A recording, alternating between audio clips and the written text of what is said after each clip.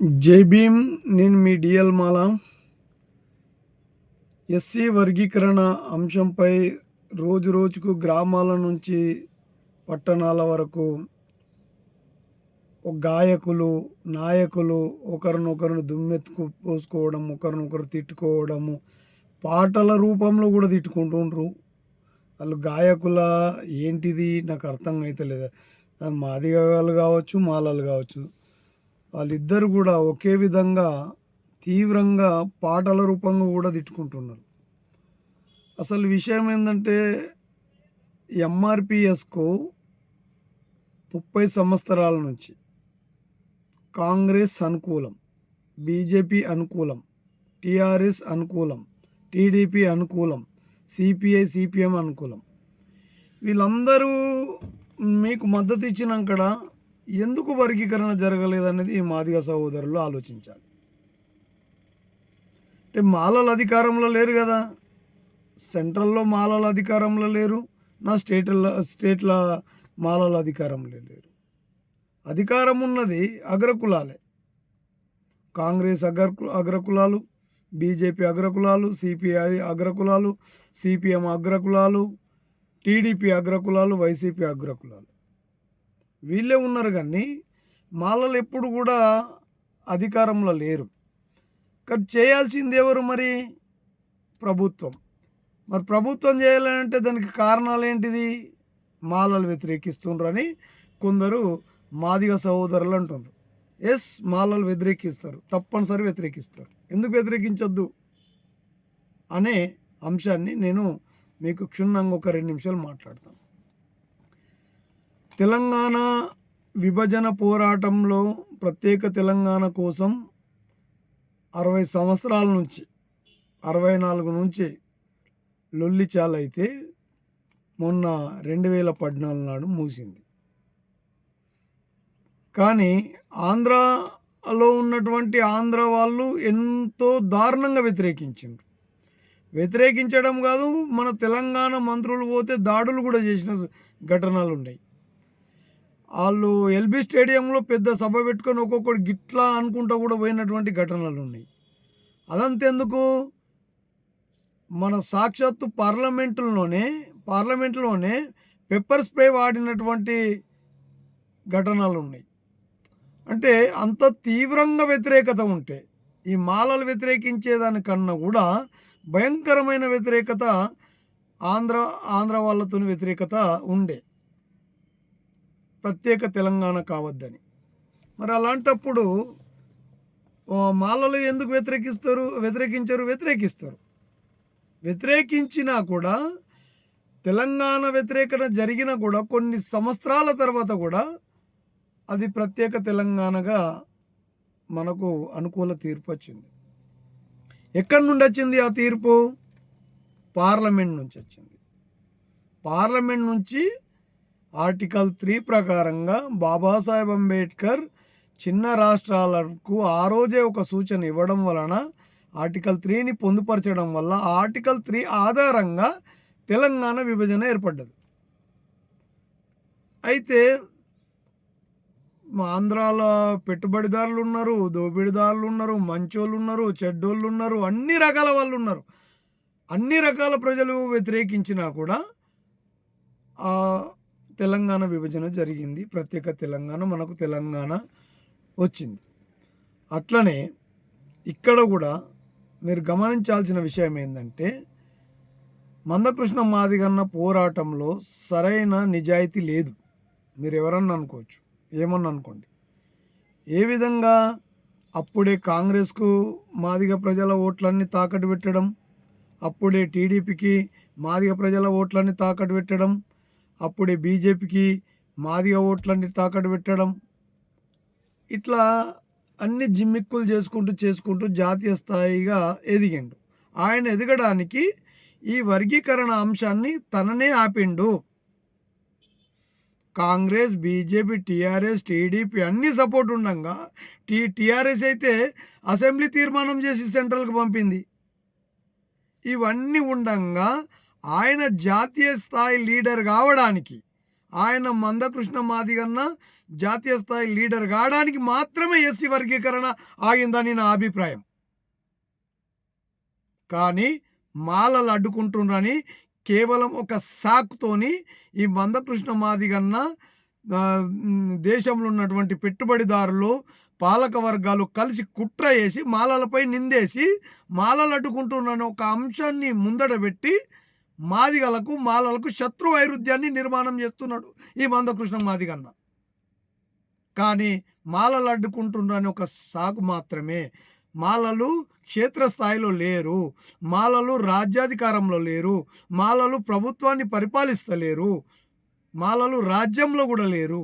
కానీ మాలలపై నింద వేస్తున్నటువంటి ఈ మందకృష్ణ మాదిగన్ననే ఈ యొక్క వర్గీకరణను ఆపిండు.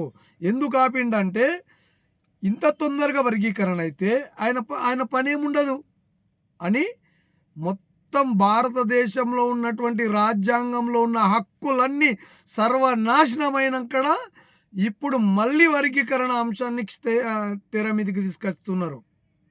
అది అగ్రకులాలు పాలక వర్గాలు మందకృష్ణతోని ముందట పెట్టి మాలలను ఒక శత్రువులుగా చూపించే ప్రయత్నము జరుగుతుంది.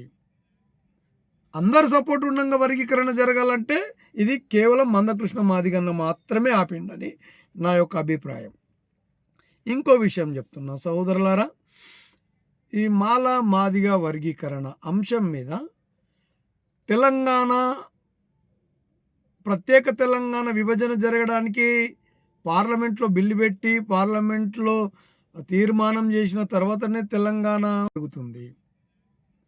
అందరు సపోర్ట్ ఉండగా వర్గీకరణ జరగాలంటే ఇది కేవలం మందకృష్ణ మాదిగన్న మాత్రమే ఆపిండని నా యొక్క అభిప్రాయం. ఇంకో విషయం చెప్తున్నా సహోదరులారా, ఈ మాల మాదిగ వర్గీకరణ అంశం మీద ప్రత్యేక తెలంగాణ విభజన జరగడానికి పార్లమెంట్లో బిల్లు పెట్టి పార్లమెంట్లో తీర్మానం చేసిన తర్వాతనే తెలంగాణ మనకు ప్రకటించారు కదా. సరే, ఈ ఆర్టికల్ 341ని కూడా డాక్టర్ బాబాసాహెబ్ అంబేద్కర్, నా దగ్గర రాజ్యాంగం బుక్ కూడా ఉంది, దాన్ని ఏ విధంగా అయితే తెలంగాణ బిల్లు పెట్టారో పార్లమెంట్లో ఆ విధంగానే వర్గీకరణ ఎస్సీ వర్గీకరణ కూడా బిల్లు పెట్టాలి. బిల్లు పెట్టి అవసరమైతే ఆర్టికల్ 341ని సవరణ చేయాలి. అప్పుడు పార్లమెంట్లో తీర్మానం చేసి బిల్లు పెడితే దానిపై ఏం చర్చ జరుగుతుండేనో కదా. రాజ్యాంగం ఏంటి, రాజ్యాంగంకున్న లక్షణాలు ఏంటి, పార్లమెంట్ ఏంటిది, దేశంలో ఉన్నటువంటి ఎస్సీల స్థితిగతులు ఏంటి, అది ఏ అంశం మీద ఆర్టికల్ 340 పెట్టి మనకు రిజర్వేషన్ని డాక్టర్ బాబాసాహెబ్ అంబేద్కర్ అందించారో ఆ అంశంపై పార్లమెంట్లో చర్చ జరుగుతుండే. చర్చ జరగకుండా ఇప్పుడు ఈ దేశంలో ఉన్నటువంటి ఈ పాలక వర్గాలు బూజ్వా పెట్టుబడిదారులు ఏ విధంగా ఈవీఎంను మెయింటైన్ చేసి రాజ్యాధికారానికి వచ్చారో అదే పద్ధతిగా సుప్రీంకోర్టును ఉపయోగించి వర్గీకరణ అంశాన్ని దొడ్డిదారిన ప్రవేశపెట్టడానికి ప్రయత్నం చేస్తున్నారు. మోడీ గారు ఏం చేసిండు, మందకృష్ణను నెత్తి మీద చేతి పెట్టిండు, కింద మంట పెట్టిండు. నెత్తి మీద ఎందుకు చేతి పెట్టిండు, ఈ బీజేపీకి మీరు అనుకూలం ఉండాలా మాదిగల అని చెప్పి నెత్తి మీద చేతి పెట్టిండు. కిందేటికి మంట పెట్టిండు, ఇగో నా ఎంతకు ఇగో దొడ్డిదారున రాంగ్ రూట్లో సుప్రీంకోర్టుతో మీకు ఆర్డర్ ఇప్పించిన నా పని అయిపోయింది కాబట్టి మీరు బీజేపీకి బానిసలుగా ఉండాల అని మోడీ గారు మందకృష్ణకు సూచన ఇచ్చిండు. అయితే ఆ తర్వాత ఏం చేసిండు, ఇది రాష్ట్రాలకు పరిమితము, రాష్ట్రాలే విభజించుకోవాలా, రాష్ట్రాల సమస్య అంటారు. రాష్ట్రాల సమస్య ఎట్లయితే మోడీ గారు పార్లమెంటు సమస్య, ఇది పార్లమెంటులోనే బిల్లు పెట్టాలి. కాబట్టి నీకు మోడీకి పార్లమెంట్లో బిల్లు పెట్టే దమ్ము లేక, ధైర్యం లేక, దాని మీద చర్చించే శక్తి లేక దొడ్డిదారిన ఈవీఎంని ఎట్లా ఉపయోగించుకొని వీళ్ళు రాజ్యాధికారానికి వస్తుండ్రో అట్లనే సుప్రీంకోర్టును ఉపయోగించి ఈ వర్గీకరణ అంశాన్ని రాష్ట్రాలకు పరిమితం చేసే ప్రయత్నం చేస్తున్నారు. సోదరులారా, ఇప్పుడు ఈవీఎం ఏ ఈవీఎంతోని మనకి ఎన్ని సమస్యలు ఉన్నాయి, ఈ వర్గీకరణతో కూడా అంతే సమస్య ఉంది. పార్లమెంట్లో బిల్లు పెట్టాలి.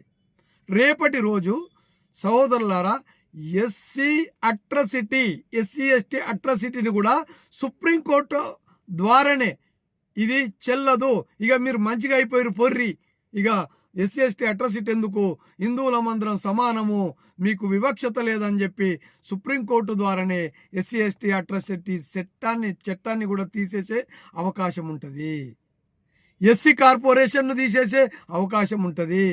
ఎస్సీలకు ఏ విధమైనటువంటి ఫలాలు ఉన్నాయో అవన్నీ తీసేసి సుప్రీంకోర్టును ఉపయోగించే తీసేస్తారు. మరి సుప్రీంకోర్టు అక్కడ పార్లమెంట్ ఎందుకు, పార్లమెంటులో ఎంపీలు ఎందుకు, ఆ చర్చలేంటికి? మరి ఎన్నో చట్టాలు కూడా పార్లమెంటులో సవరణ చేసి బిల్లు పాస్ చేశారు. ఇది కూడా ఆ విధంగానే బిల్లు పాస్ చేసేది ఉండే. కాబట్టి మాదిగా సహోదరులారా, నా యొక్క ఈ వీడియోను మీరు సరిగా వినండి. కాబట్టి ఏదున్నా కూడా పార్లమెంట్లోనే విభజన జరగాలి. నిజంగా మాదిగలు అభివృద్ధికి నోచుకోలేకపోతే, మాలల కంటే తక్కువ అభివృద్ధికి నోచుకుంటే దాన్ని సర్వే చేసి తప్పనిసరి గ్రామాల్లో ఎవరికైతే అందలేవో ఆ ఫలాలు ఆ కుటుంబాలకు అందేటట్లు ప్రయత్నం చేయాలని, ఇంకా 57 కులాలు ఏ విధంగా అయితే నాశనం అయ్యాయో, 57 కులాలు మన అభివృద్ధికి నోచుకోలేవో ఆ కులాలని బాగు చేసే బాధ్యత ప్రభుత్వం ఉంది.